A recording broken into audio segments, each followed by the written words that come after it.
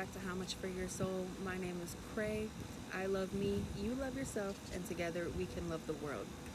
We are on season 2, episode 1, which we will be talking about trauma, what it is, the different types, steps to recovery, symptoms, and what's important to know about trauma and how we heal from it and go through those processes.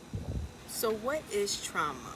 Trauma is a deeply distressing or disturbing experience that can have lasting effects mentally, emotionally, and physically on a human. What are the different types of traumas? There is developmental trauma, which happens during childhood development, abuse, neglect, abandonment. Acute trauma, which is a single stressful or dangerous event, physical assault, car accident, natural disasters. Next is chronic trauma, repeated and prolonged exposure to stressful events, bullying, domestic violence, child abuse throughout your childhood into adulthood.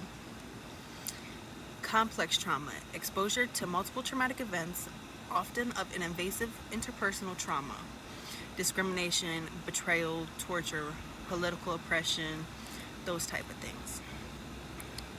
And then next we have the historical or generational trauma, which is intergenerational transmission of trauma, mass incarceration, racism, forced integration, genocide, all the very hard and traumatic things that unfortunately a lot of people and their families have to go through. And lastly is secondary trauma, which is other people's exposure to trauma from the experience of others. Doctors and therapists go through this specifically because they're the ones handling people when they have their mental illness breakdowns, when they have accidents, and things of that nature.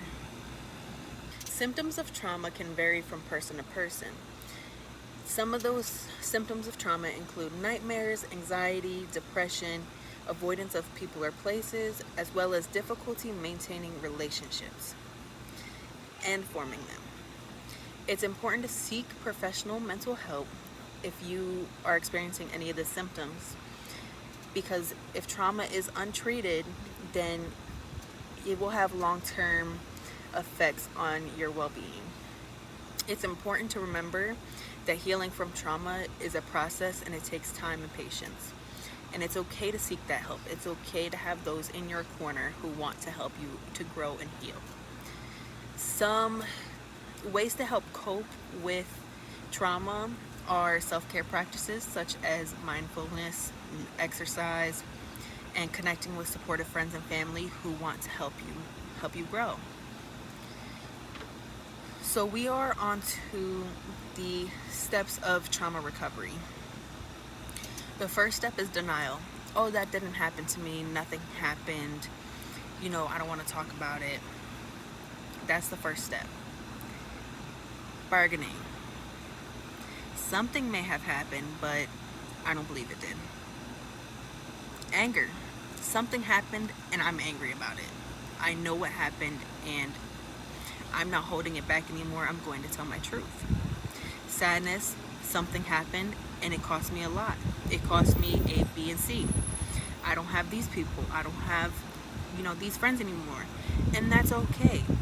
Those who want to help you heal and see you succeed will still be there. Acceptance. Something happened and I have healed from it. That is the last step in trauma recovery, showing that you have healed and you have gained knowledge on what to do in that situation, or how you have healed yourself from that situation, so that way you can move forward and become a better you. Next time we will be talking about acute trauma, which is season 2, episode 2, and we will get more into depth about acute trauma and symptoms, side effects, what it is, how coping mechanisms can help you deal with acute trauma, and different situations or ways that you have or might have gained acute trauma. Thank you for joining in. My name is Cray, and this is How Much for Your Soul. We hope to see you next time.